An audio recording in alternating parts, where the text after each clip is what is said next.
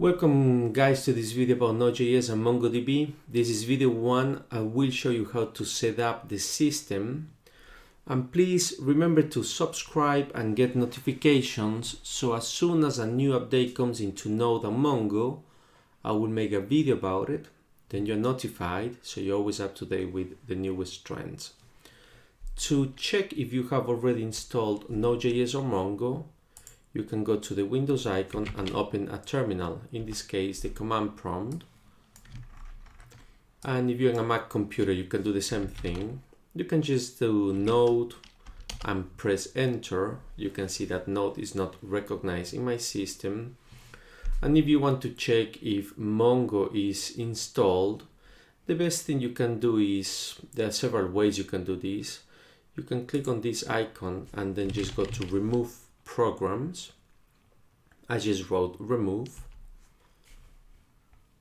and this will open the list of programs that I have in my computer. So I will select Mongo by typing it, and you can see that Mongo is not installed in my computer. This is another way to check for Mongo.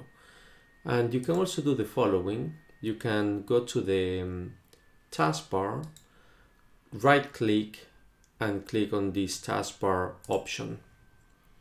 Go to services and now click somewhere, just one click, and then press the letter M for Mongo, and you can see that Mongo is not running in my computer as a service. Obviously not, because it's not installed.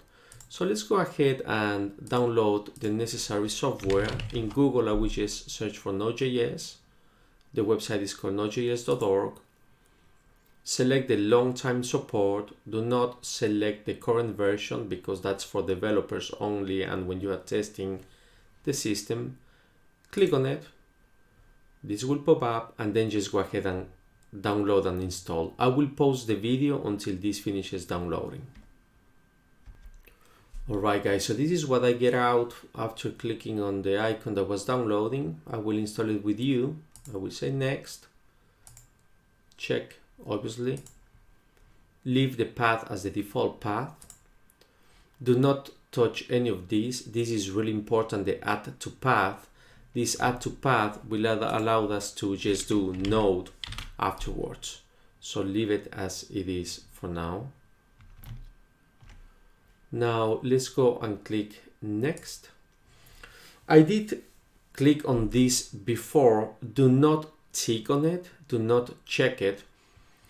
I don't really know. It did a lot of stuff on my computer. It installed a ton of things, Visual Studio Code, and it did way too many things. Do not check that unless you know what you're going to do with this software package that comes with it. So we just say next, install. Now you will be prompted to the installation process. Say yes, and it's going to take a few seconds to install. So the installation has finished, and then we can just click on the finish button.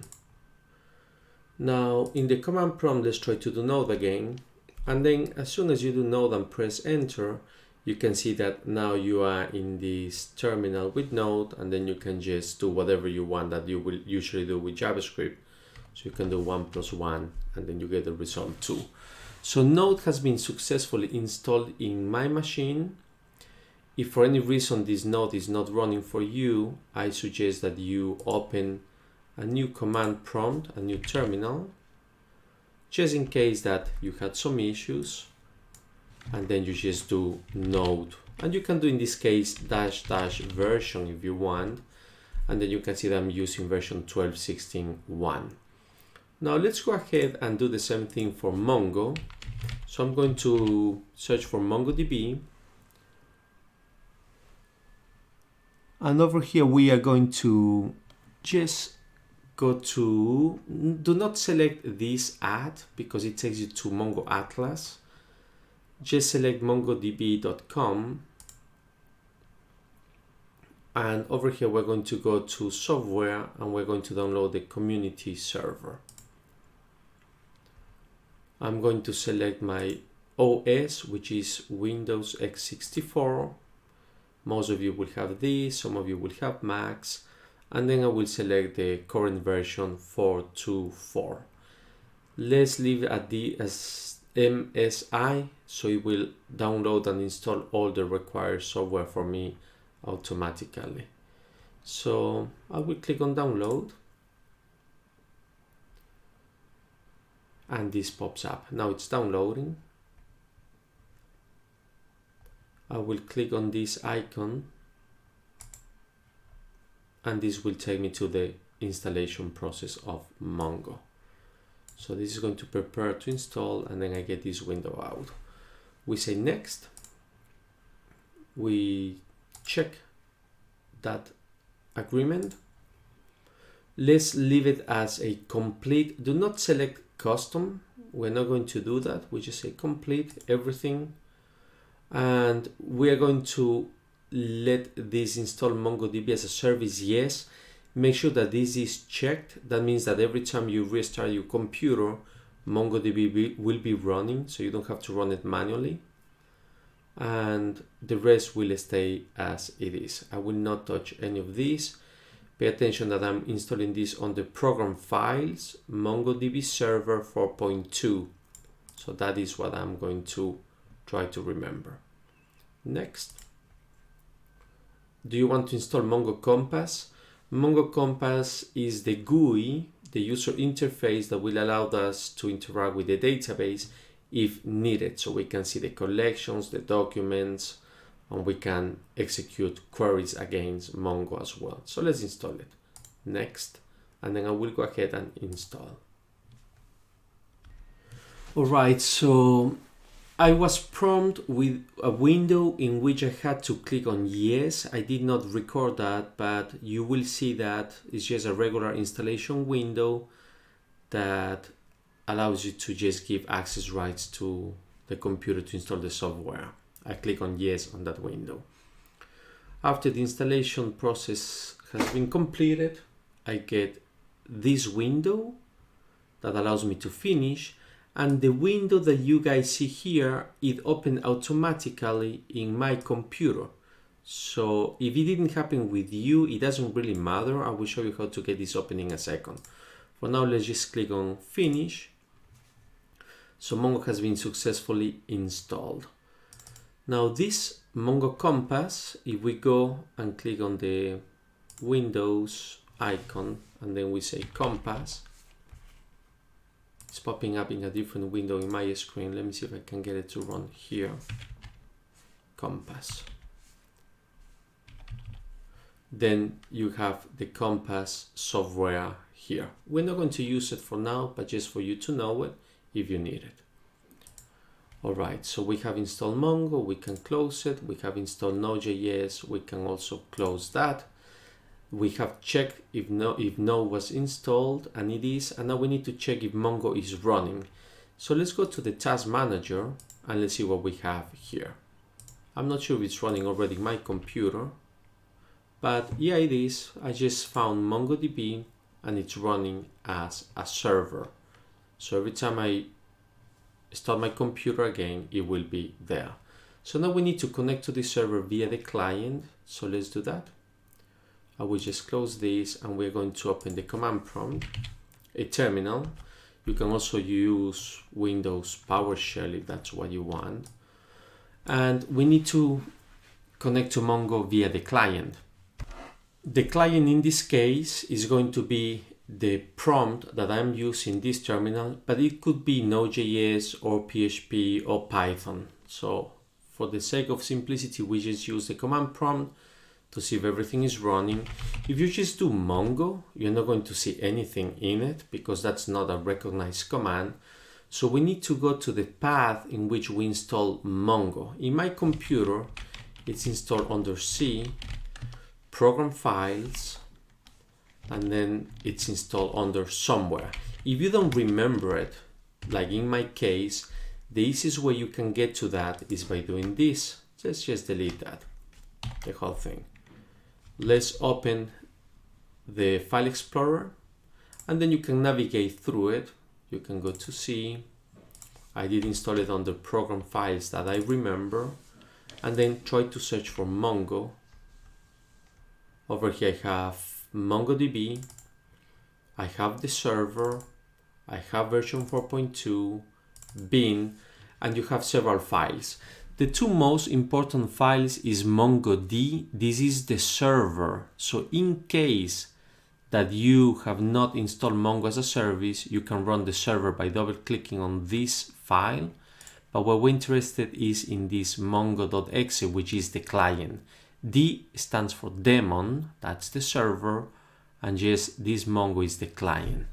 So I'm going to go ahead and open my command prompt again, and then I will do cd, and pay attention to what I do. I select the mongo.exe, the executable, and paste it in there. When I click enter, it's an invalid directory. Sure, because cd will take me to the directory and I'm pointing to a file. I need to point to this directory. So I will just press the arrow up and then I will delete the mongo.exe. So now I am inside this directory. And then I can just run Mongo. In this case, that's the client. And the client will try to connect to the server and run the commands. So let's see if I have any warnings or errors here. I don't see anything that could trigger an error. So if I say show DBs, these are the databases that I have installed with Mongo. They are the default ones. Oh, I can see this one. That was a test I did before. So this is coming up from somewhere. If you guys have issues, I remember that I had some issues before. Please do this with me. Go to the C drive and try to find a folder called data. If you don't have this folder called data, you have to create it. So you can right click, new folder, and create this data folder. Mongo, the server, relies on this data folder to store all the data in here. And inside the data folder, you must have a DB folder. So if it is not there, right click, new folder, and then just create a DB folder. So you will end up with this folder as it is here. And inside this folder, all your databases, all your data in general will be stored. So if you have issues, that's what you need to do. And once you have done that, try to restart the computer if Mongo is not running, and it should work. You can also try to run the server manually by doing the following. I will just kill this. Pretend that Mongo is not running, pretend that you have some issues. So what you have to do is you have to go to this path, the path in which you have installed Mongo. Now you are inside that directory, and then you can do MongoD, and this is the executable for the server. So if I run it now, you can see that my server is running. I didn't have any errors, any warnings. And over here, you can see that Mongo points to the C data DB folder, and it does everything with it. If I don't have that folder, my server is not going to run correctly. So now you know, go ahead, create the C data DB folders. This is one folder and that's another folder, and then you can run the command inside your path called MongoD, and the server will be running. But now we need a client, so I just say Mongo, the client is running, and then I say show DBs. Don't mind that database, it's an old one. It was a test before I made the video. So let's create a new database. To do that, you just say use, and then you give a name to the database. Let's do company 2. Click enter, hit enter, and then you do DB again, and DB just tells you which database you're using, in this case company 2. Now Mongo doesn't care about columns, it doesn't have columns, it's just collections and basically documents inside the collection. To finish this tutorial quickly, let's just create a simple collection. So we can say DB, and let's do show collections first to see which collections we have. I have no collections in this system. So we say DB, create a collection, and let's give it a name. I will put a collection for users. You hit enter, and then it says okay. That means that you have collections. Press the arrow up, and then you can see that I have the collection users. Now I will put a document inside the user. So I say DB, that's the usual database that we're running at the moment. So if I just say DB is company 2. So we say DB, that's company 2, collection users, and then I will insert 1, and we're going to insert a JSON document. You don't have to give an ID. Mongo will give the ID for you automatically. So I just create the JSON document and it contains the name A. As soon as you hit enter, it says that the object ID for this element has been created. If you want to see the element, you can just do db.users, that's a collection, .find. It will find the user, and you can also do .find with the JSON empty document. It will find the user. So that's how you insert and how you search for a user. If you want to update a user, let's pretend that you want to change the name A to X. So you say db.users.update1. Update takes 2 arguments. I will do this like so. You could take more arguments, by the way, but what you do is you say you want to search for the name A, that will be the first argument, and the second argument is what you want to update it with. If you say that you want the name to be B, let's see what happens when you click enter. It says that you have an issue, it's an exception, and it doesn't like what you are doing. So it's not as straightforward. You say update the name A to the name B. Search for A and change it to B. To do a proper update, what you do is you create a special syntax that Mongo understands. So you say that you are going to set the $sign is a command for Mongo, and we are going to set, remember this is key value pair, so I open and close the JSON object. Now I still have the exception. Let me go and check what I'm doing wrong. Well, I have been running this for a couple of seconds and then I realized that I'm missing the double quote around the letter A. So let's try it again. So now it says that it was true, one element has been modified. If I go and find again all the elements, you can see that I have the name B. Now just going back to what I did before without the set, because the issue was not the set, I can see that I was missing the double quote around the A. I will say that I want to change the name B because that's the existing name at the moment, and then I want to change it with, let's do the letter C. If you do that, it says that the operation cannot be created, and then you will always get this atomic operator. So in order to change it correctly, you have to do $set, and then you point to the key, which is the second argument, in this case an MC. Check it and find again. Now the name is C. So this is how I'm doing the update. If you want to delete an element, you can use the delete one or delete many functions. If you want to create a new element inside this object, a new key value pair, you can also do that. But I will be doing all that when I connect this system to Node.js.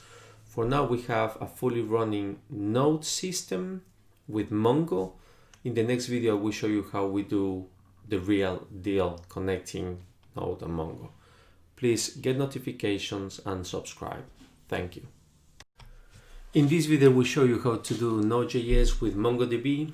We are going to create documents, and the most important part of the video is how to secure the system so it doesn't crash fully if something goes wrong. To get started with this, obviously you have watched video number 1, or else look at the video description underneath. The first thing we're going to do is we are going to open VS Code. I have VS Code open here already. Go to any file you want, anywhere in the system. I will do this with you so you can see the whole thing taking place. I will open a folder and select any folder you want or create a new folder. In my case, I'm going to go to Node projects and I'm going to build a whole new folder. I will call it Node -mongo-crud, so I can do the create, read, update, and delete in this folder. Let's select the folder, and we have it ready. So a few things we need here is we need the package.json, which is the main folder, which is the main file that tells us what to install in the system.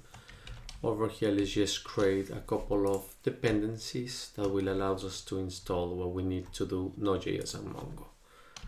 So let's create a key called dependencies. I'm using auto-completion here, and we are going to install right away MongoDB. And this is coming from the npm packages. I will show you how I get to this. And right now I'm trying to load version 3.5.5. So I will save it. And just for you to know how I got to this part here, if you just do npm MongoDB, you will find a lot of npms. In this case, I'm using MongoDB and the version is 3.5.5. There is 1.6 million downloads weekly. So that's a reliable package. You could read all the info about it. There's a tutorial on how to connect and how to do stuff with the database, but it doesn't really show you what I want to show you. Yeah, obviously it shows you the create with Mongo, but I want to show you a couple of tricks that you should know. So let's go back to VS Code, and we need to install this package. So in my computer, I'm going to go to the terminal. You can just go to tools and find the terminal. I have the shortcut here, or else you go to view, let's see, terminal. That's my control and the weird letter. That's the shortcut. So once you have found the terminal, try to do this npm install. And at the moment, it's going to do something and it's going to install the packages dependencies that I have here. So if I show you what I have now in my Explorer, File Explorer, you can see that the Node modules have been installed, and that's because I told it to install Mongo. So eventually you will find a lot of stuff here, and there's the MongoDB, that's this one there. So that's what npm does, and let me just do this. All right. So npm is running, and now we're going to try to create a very simple Node.js CRUD application, in this case for reading. So let's create a new file and let's call it read.js. It's just going to do, I'm sorry, we're going to insert actually. Rename, that will be the create, so we can create documents. We don't need this package.json anymore. And in the create, we are going to just do console.log, and we're going to log the letter X. We save it, and if you want to run this create.js, what you do is you write node create.js. And you can do this as many times as you want every time you make a change to the file. So if I want to log A and log B again, save it. And then when I want to test it, I need to run the node create.js command again. So this is really, really annoying when you're working with a big project, and most of you will. So I suggest that you install a package called NodeMon. And NodeMon will allow you guys to run the node command every time you save. So if I save now this file, node will run, and that's happening via the NodeMon package. So if I do NodeMon and click enter, you can see that I have an issue here. It says that NodeMon is not recognized because I have not installed it. So what we will do is we're going to install it. We're going to say npm install NodeMon. Before you run it, if you are in a Mac computer, probably you need to do sudo npm install NodeMon, and sometimes you need the flag G for global. I will install it with the flag G, and hopefully I can trigger some errors that I have seen before, so I can fix it with you guys. So for now, what we're going to do is just hit enter, and this will install NodeMon for us. Takes a little bit of time. There are not really any errors. And now if we do NodeMon, let's try to see if we can see the version of it. It failed. Let's see if I do just NodeMon. It failed again. So I'm getting the issue that says, let me just read it for you guys. The term NodeMon is not recognized. So it doesn't understand what I just installed. Let me try to install it again.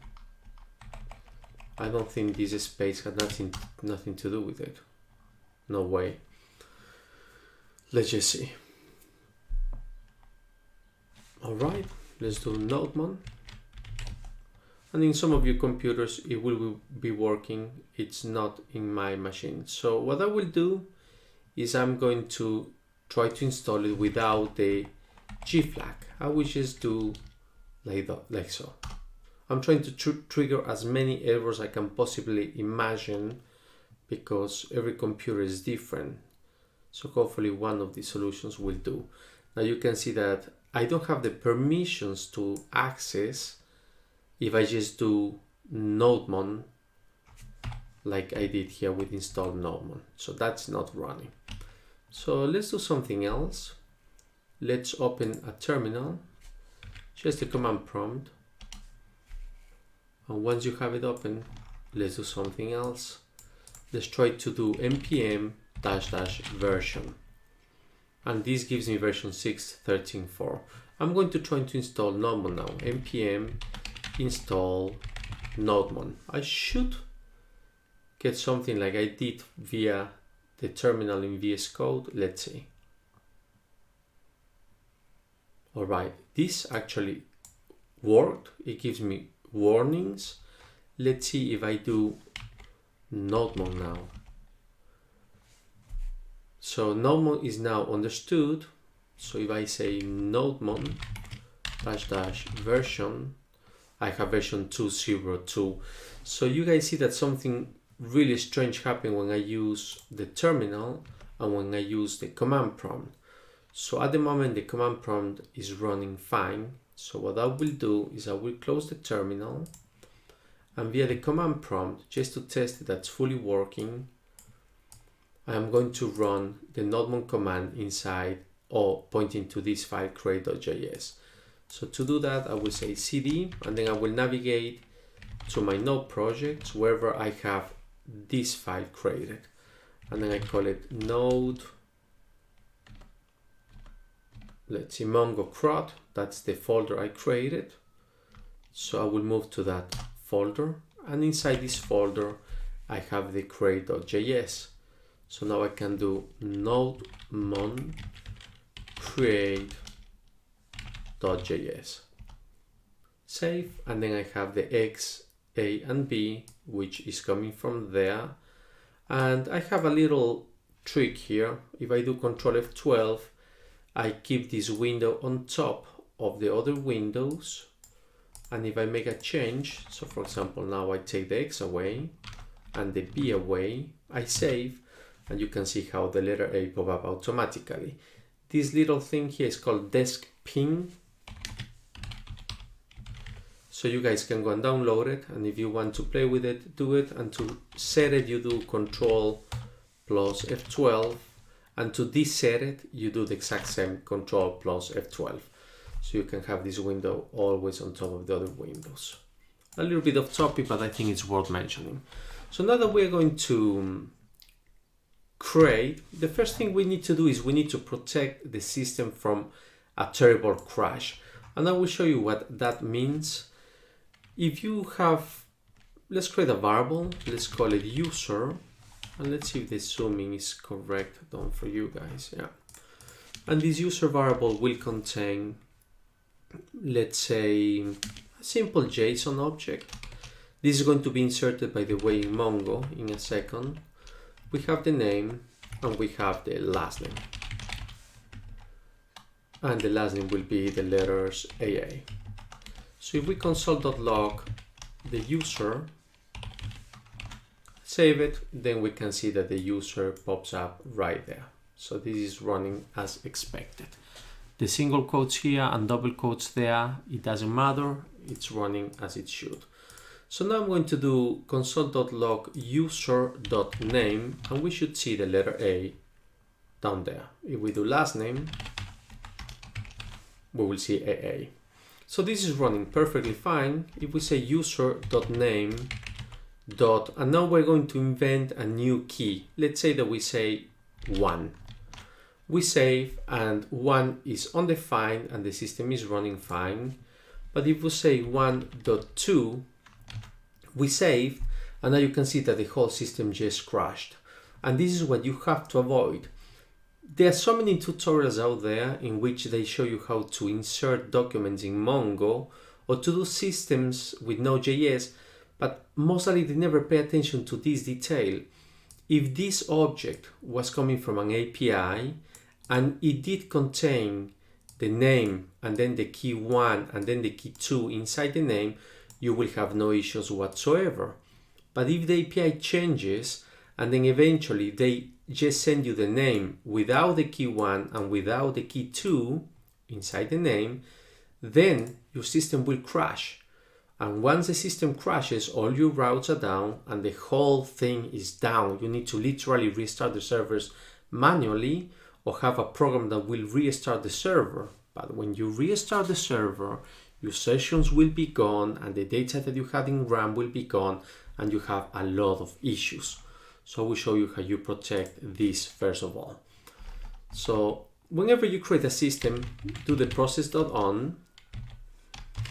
And this takes 2 arguments, the uncaught exception, and the second argument will be the error and the error message that you want. So that's the fat arrow or arrow function there. This takes an error, and let me just move this a little bit there, and it takes the data that comes with the error, if you had an error. So the only thing you need is to check if you have an error. We're just going to throw a little message to the console and then we'll just display critical error. But the server will not go down. The system will not go down. Critical error, yet system keeps running. And once you have this, the only thing left to do is you can just return it. You can also display the data that comes in the error if that's what you want. So let's do that. In the next console, this is a little bit annoying. I will just do that. I will just console.log and then we will log data. Let's just save it. And now we can see that the error message has changed. It says we have a critical error, yet the system keeps on running, and we had this uncaught exception with it's coming here in this data. So now the system just runs even though we have an error. If we do not have an error, obviously the system, now you can see I need to present it there just to wake it up again. I have the letter A. So now this is always going to be in our system. You don't need this part here. Instead of doing the console.log data, instead of doing this, you could send an email to the system administrator so the guy or girl, they can go and check it, right? All right, now that we have that, we go back into the connecting to the Mongo and inserting elements in our database. You can just leave that on top, or you can put it after you start importing. The usual standard is that now we need to import the Mongo client. So we're going to create a const. Let's call it Mongo client because that's what we're creating. We're going to connect as a client. And this will require simply the MongoDB that we installed. And we have to call the Mongo client function or property, Mongo client. So that's the first line. Always save right away. I can get rid of this because we are not going to use this part. I save, you can see there are no mistakes, so everything is running as expected. Once we have the Mongo client, we need to actually, this is just the library that has been set inside Node.js now, and now we need to connect to Mongo. So if we need to connect to Mongo, we need to connect to the URL where Mongo is located, And this is the path. It's always MongoDB colons / / and then in this case I'm using my own computer, so localhost port 27017, and then you do a /. There are several ways to connect to Mongo. I'm showing you one way, which I consider to be probably the easiest, and then I will just have this there. All right, save it again. You can see it just reloaded. There are no bugs.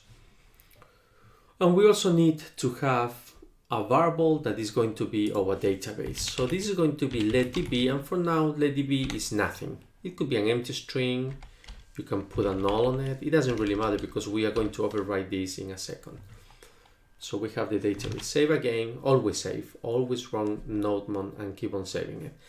If you have issues, by the way, guys, with NodeMon running it, in the PowerShell, let me just copy this message that I got before and paste it there. If you have issues with NodeMon, because it doesn't want to run because you don't have the correct access rights, as an administrator, run this command in the PowerShell, and then you can just type it or Google for it, and that's the command what's highlighted. Set execution policy, remote signed, and then you can run it. A side note, just in case that you need it. All right, so we have the database, and now we need to connect to Mongo. So to do the connection, I'm going to just leave this process running there. And now we're going to say that the Mongo client is going to connect. Let's connect. And this connect takes, for now, 2 arguments. I want to trigger an error so you learn it. We're going to connect to the Mongo URL.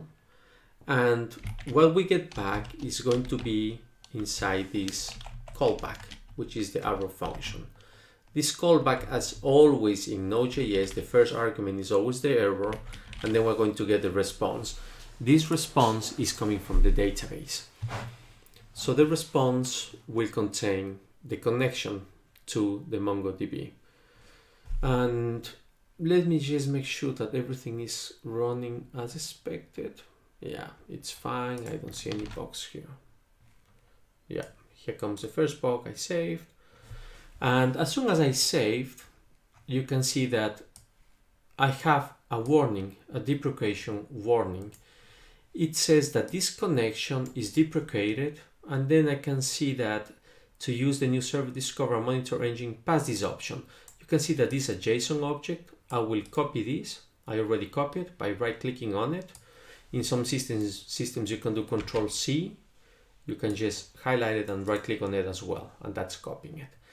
And it doesn't tell you where to place it, but since I know a little bit about Node.js, I know this is an argument that's placed, like you could consider this as a middleware. So we put it right in there. And then we save again, and now we can see that the system is running fine. What we need to do now is we have to check if the error is present. So if we have an error, we are going to console.log, and then we're just going to say database error, or we can say error connecting to the database, up to you, and then we're just going to return. Always return when you have an error like so. You can see that I don't have the error here, so I will just console.log the rest, just so you can see what the response contains.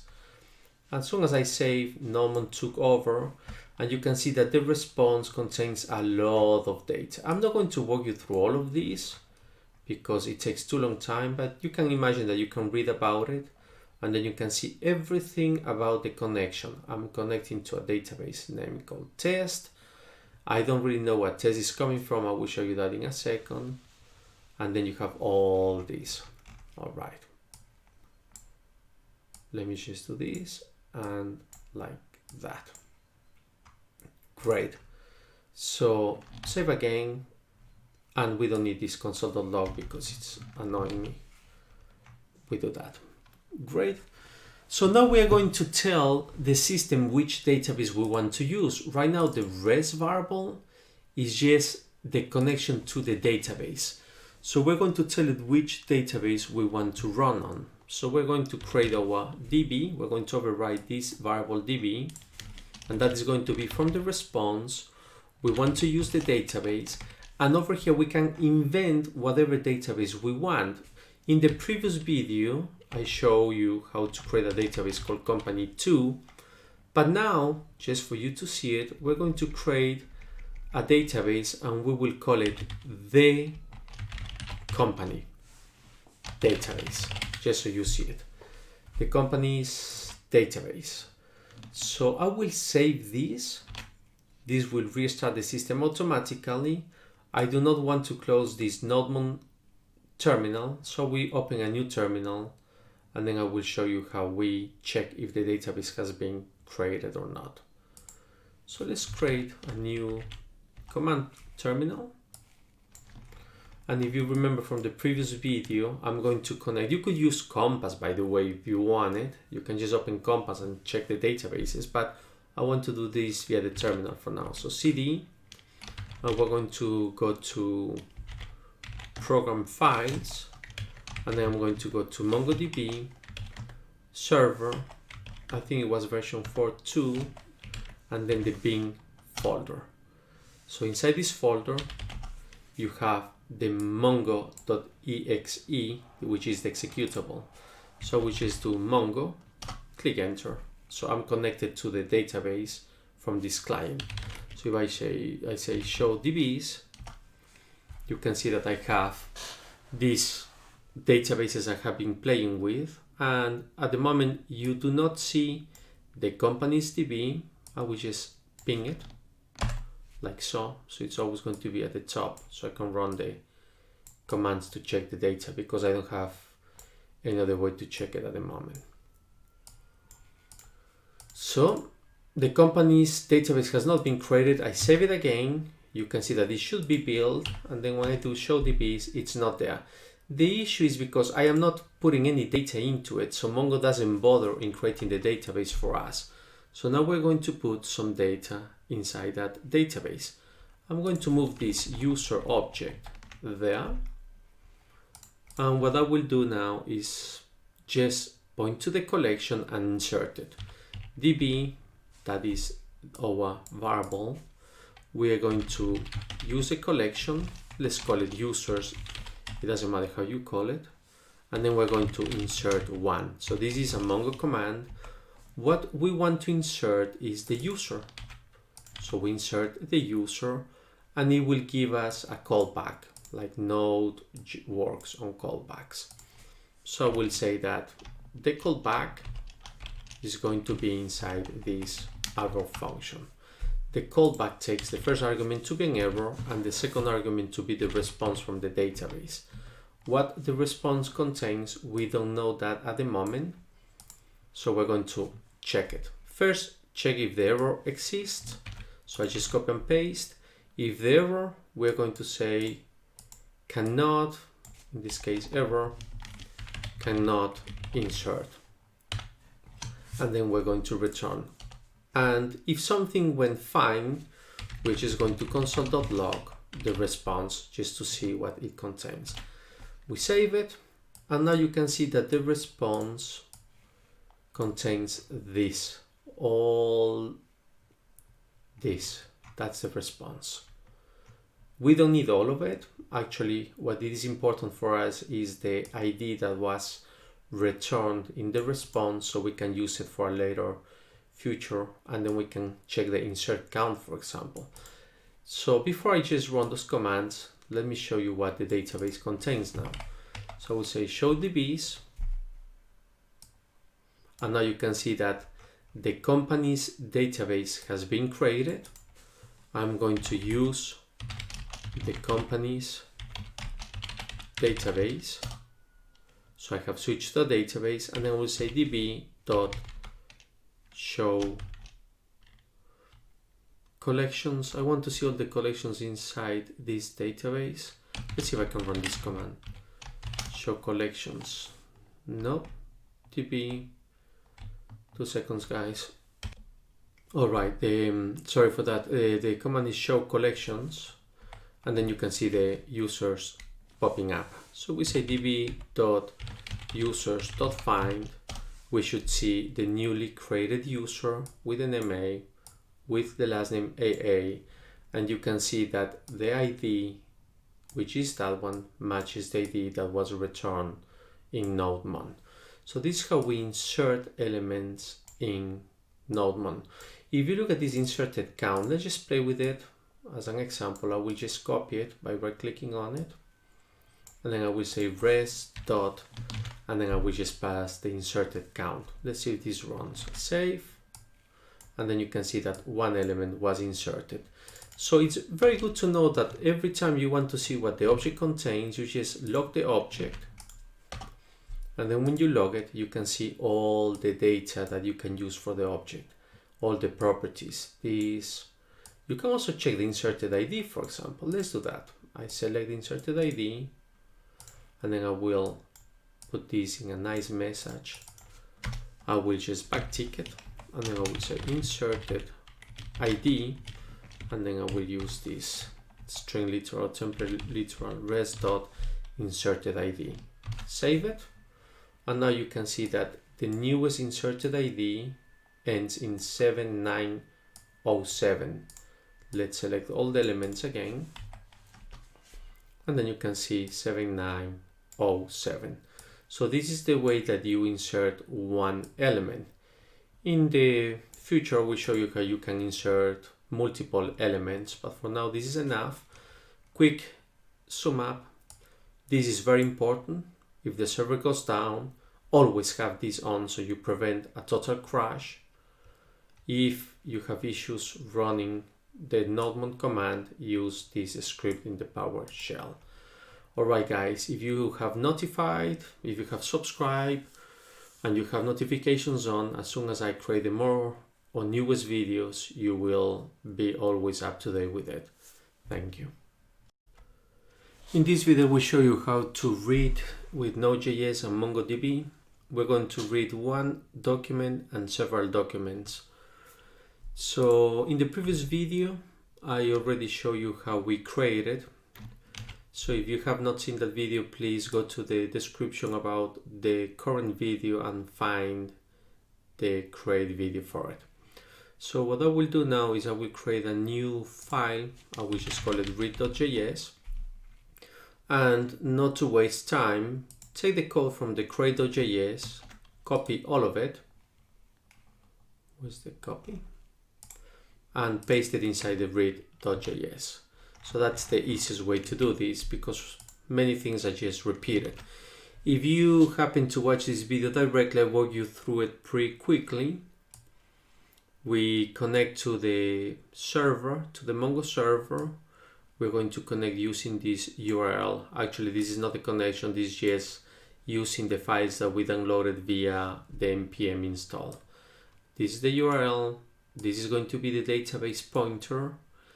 This code is necessary if the server has a critical error. Always have it on your system. Then we're going to connect to the server, to the URL that I just showed you up there. This is the middleware that must be in place for, actually this is invented so in case that you need to reconnect, it knows how to handle the reconnection timeout and stuff like that automatically. The error, if something goes wrong, and the response is what the pointer to the database contains. If there's an error, we will return. We're going to connect to this database that we call the company's database. You can call this whatever you want. This is the database we're using at the moment. This is the user that we inserted before. We no longer need that, and we don't need to insert the user. Just for you to see it, we were inserting one user. We don't need this because we're going to read users now. All right, and this is if you have problems with NodeMon. When you run the command, watch the previous video and you can just set the execution policy to be remote sign to avoid issues with it. In the previous video, I could not run NodeMon from the terminal because I tried to trigger as many errors as possible, and that's because I needed to restart VS Code. But since you probably have shut down VS Code and open it again, now you can do NodeMon, for example, -- version, and you should see version 202. So for this video, we'll be using the terminal just there, so we can see what we get out of it. To read from Mongo, it's quite simple. You can just use the DB. We're going to talk to the collection we call users. That's the collection that we invented. And we're going to find one user. As soon as it finds one, you will get into the callback because it takes time to find the user. So when the system is done finding it, you are going to execute the callback with an error, and actually you're going to get the response. In this case, the response will be the data, and this is an arrow function. For now, we just check if there's an error. Always check if there's an error. So I will just copy and paste. If there's an error, I will say database error cannot read, and then we will return. If everything is going as expected, we will just console.log the response. In this case, we should say user. I save. Nothing really was triggered down here because I'm not running NodeMon. So I will run NodeMon, and then I will just do read.js in purpose, just like that. And then you can see that you got the user out, and that was the first user that we inserted. Now in some computers you may have the issue, so if you need to run NodeMon and you have something about administrative rights, you can run it also like this // and then read.js, and maybe that solves the issue. All right, so that's reading just one user. So what if you have multiple users that you want to select? So I will just copy this find one command and I will duplicate it. Now this will be commented out. I save, it's just to make sure that it's running as expected, and it is. But now we need to make a change to this command. We're going to find many. If you read the docs in MongoDB, there's a function called find, and you might think that you can just do this, delete the one and just find and run it. But this gives you not an error, but the object is pointing to a different location, and therefore you have a lot of keys that you can actually use. So to solve this, what you do is carefully do this with me, just do some spaces there. Find is a function. You can just do find like this, or you can put a JSON object that is empty internally. These are the exact same thing, this and that. They will find all the users in your system, and then you have to do a dot and then to array. So this will convert the response into an array. Let's save it. Let's see what we get out of it. And now you can see that it's hard to just focus on the array, but this is the array that I'm getting out. I have 1, 2, 3, 4 users in the system. So I will do this again, save, save, and then you can see it restarted, and then the array with the users popped up. Obviously the find function can take several arguments. You can find only elements with a specific name, with a specific last name, and so on. But that is coming in the future videos. For now, we're just doing the basic CRUD. To summarize again, you have this process to avoid any big errors in the system. If you want to find one, in the response you will get the object, just that object, the first one. If you want to find several, you need to convert the response into an array. Please don't forget to subscribe and get notifications for future updates on this topic. Thank you. Welcome guys to video number 4, in which I will show you how to update documents with Node.js and MongoDB. In the previous videos I have shown you how to create and read. We have those files, create and read. So I will just go to the read.js file and copy all the code. I can just close it now. Create a new file, call it update.js. If you don't have this code, you can just go ahead and watch the previous video. It's in the video description. I just pasted. I have explained this several times. We use the library. That's the URL to connect to Mongo. This is for now a database that doesn't exist. It's just a plain empty string. This is to avoid critical errors. And over here we connect to Mongo, and we connect to the database that we call the company's database. This is from the previous video, finding and finding again. So now I'm going to do an update. I'm going to open the terminal.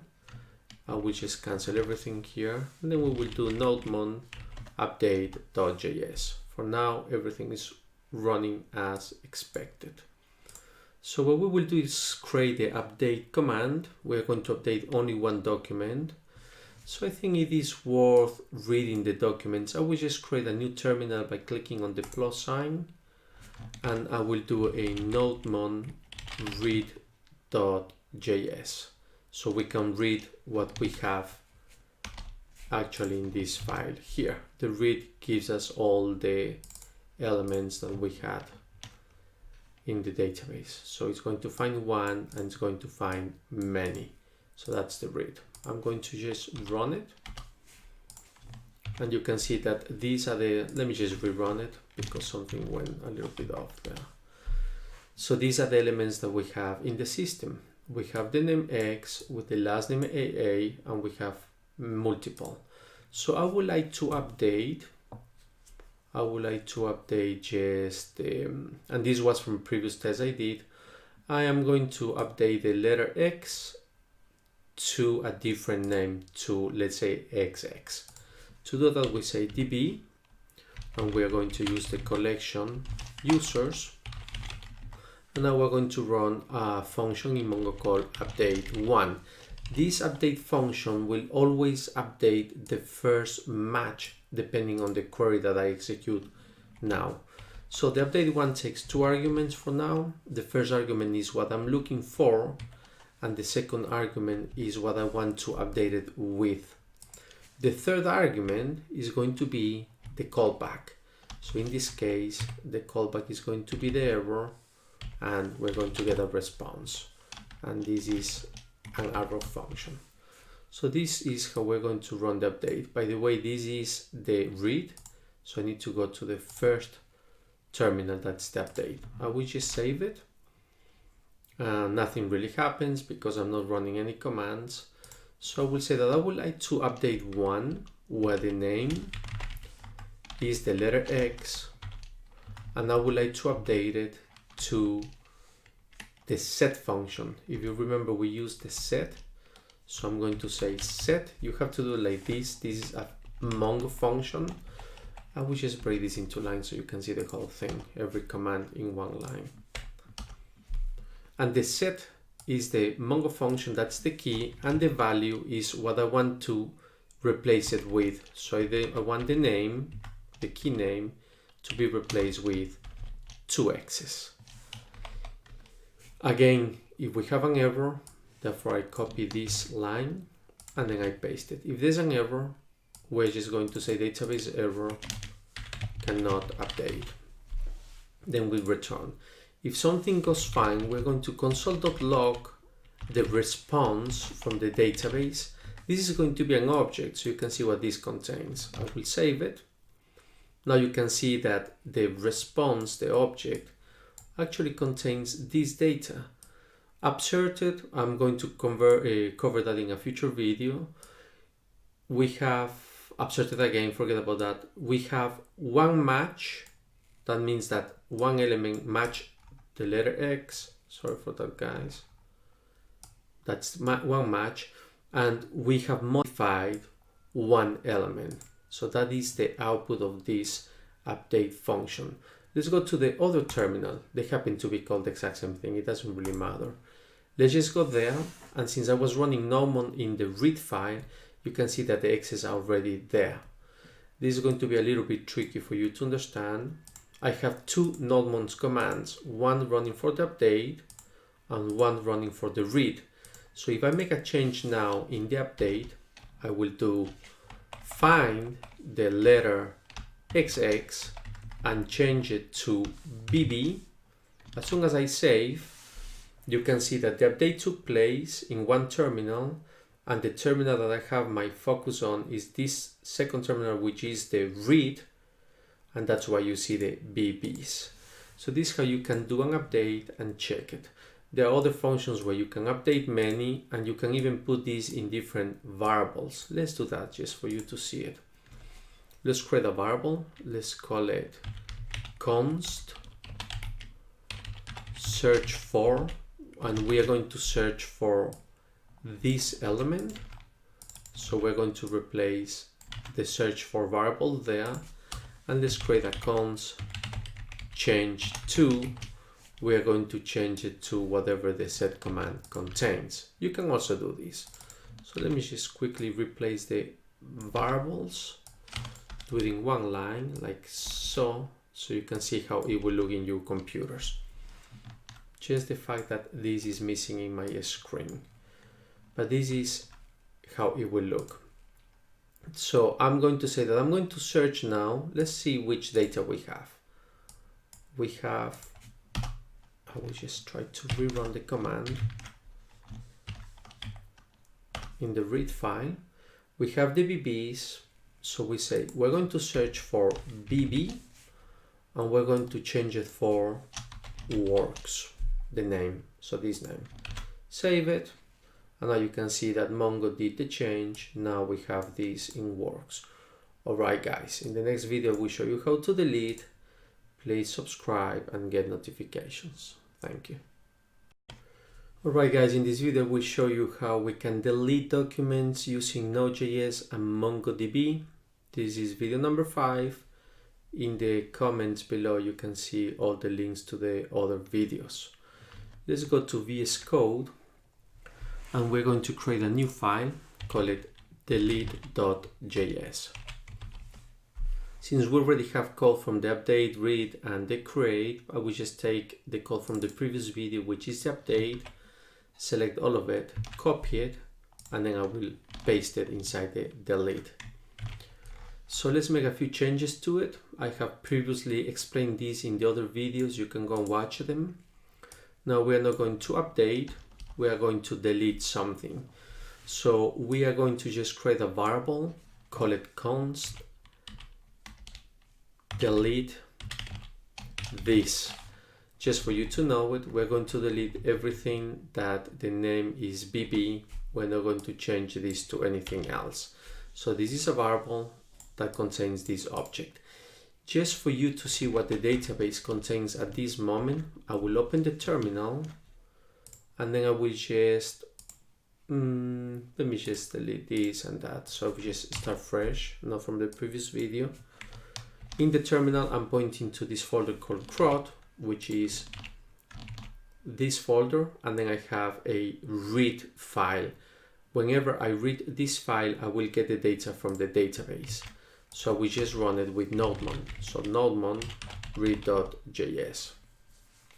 This is the data I have in the database at the moment. I also need to run the delete.js. I think I can do, just for you to know that the terminal is for reading, Ctrl+Shift+P. Yeah, it works. If you do Ctrl+Shift+P, let me just write it here so you see it. Ctrl+Shift+P. If you run that command, you can rename the terminal, and then I will call this read. So now it says read there. I will open a new terminal, and I will do Ctrl+Shift+P, and this will be the delete. Oops, something went wrong there. Ctrl+Shift+P, terminal rename to delete. Okay, so now you know that the read reads and the delete deletes. In the delete, I will run the command called NodeMon delete.js, which is the file you see up here.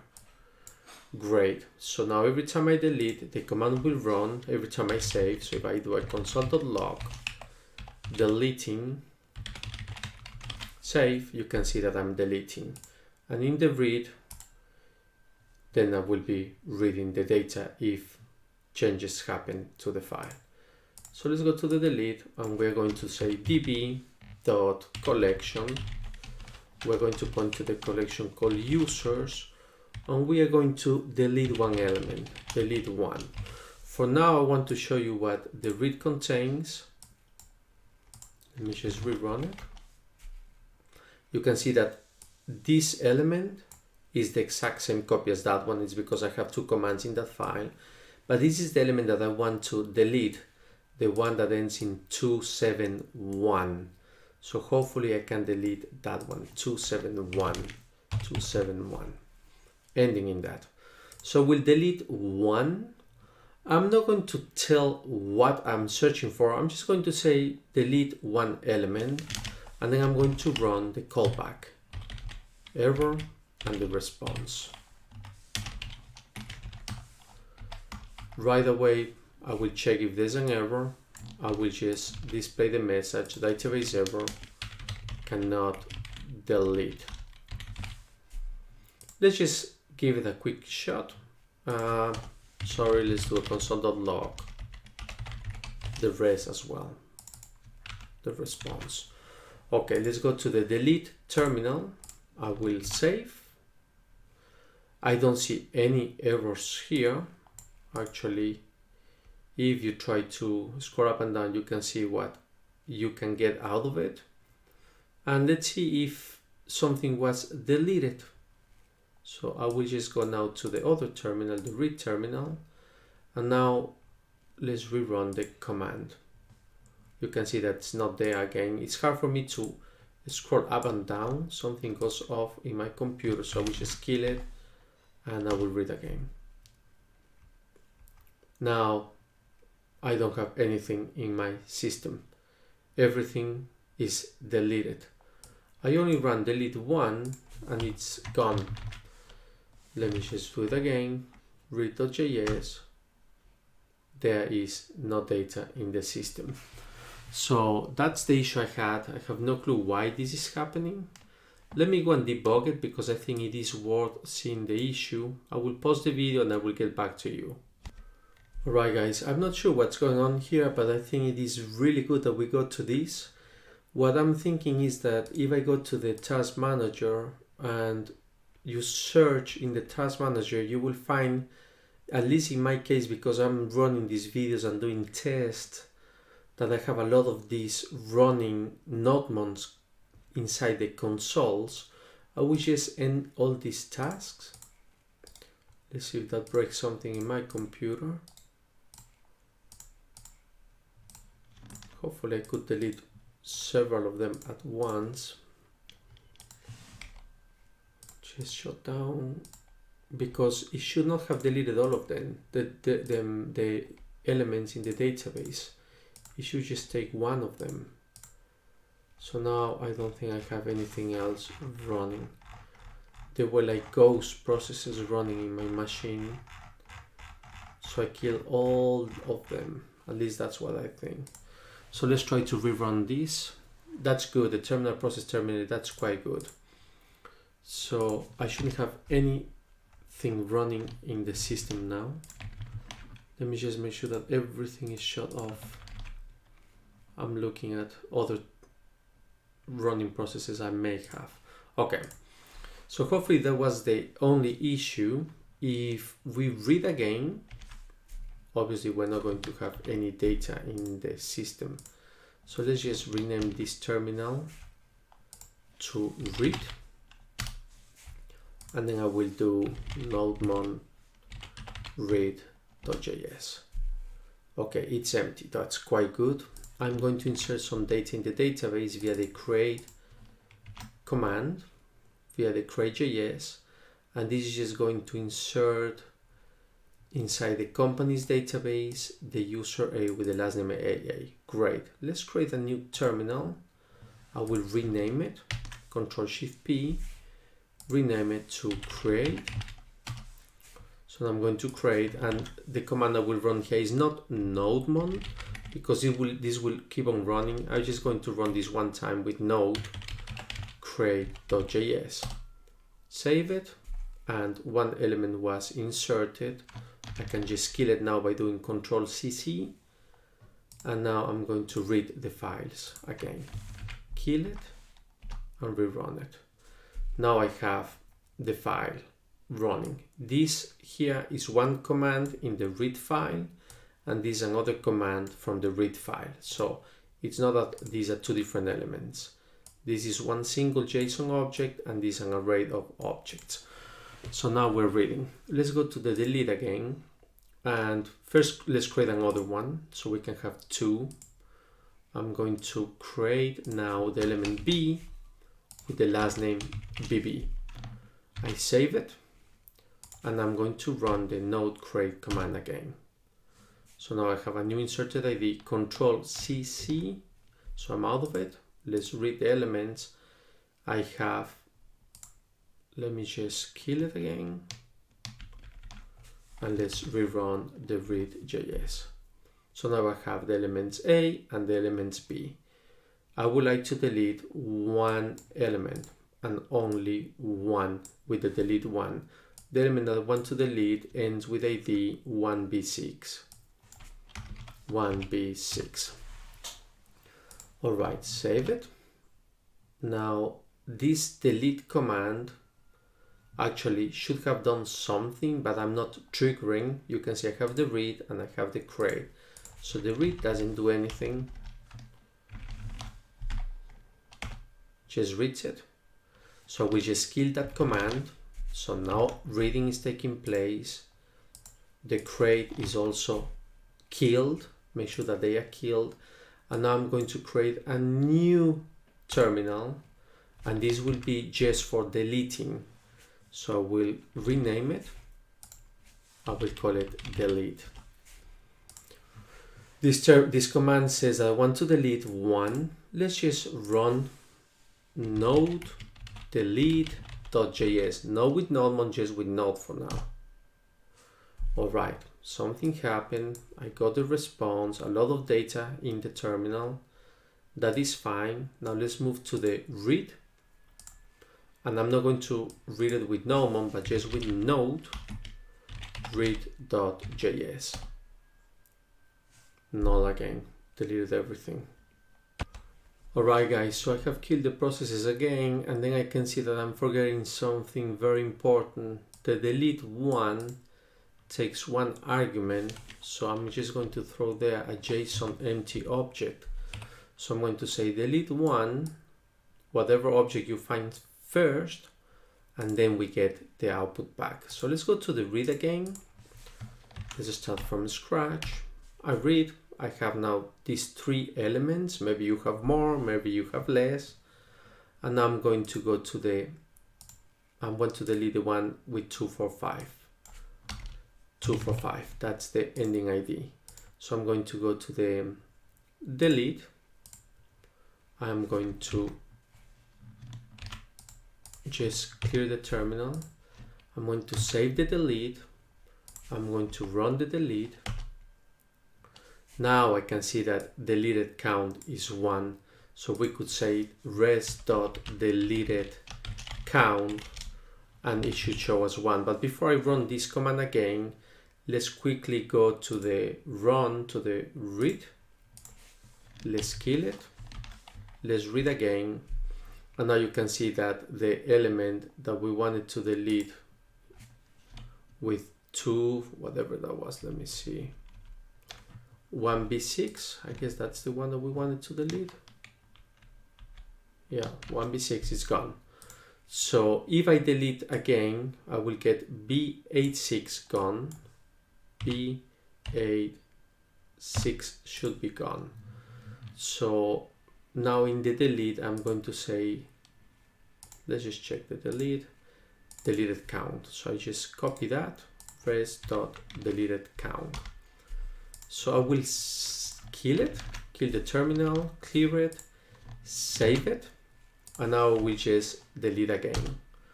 As soon as I run delete, you can see that deleted count is 1, kill the process. Now I'm going to go to the read, kill it, clear the terminal, and then I'm going to read. Now you can see that BA6 is gone. It's no longer there. All right, guys. A little bit tricky to see all this, but I think it's really, really nice that I get into this box, because eventually you will get there as well. So this is the basic CRUD. Things get much more complicated with Mongo. So I will have to keep on making the videos for the routing and how to protect the routes and how to execute more complex Mongo commands. So keep notified and thank you for watching.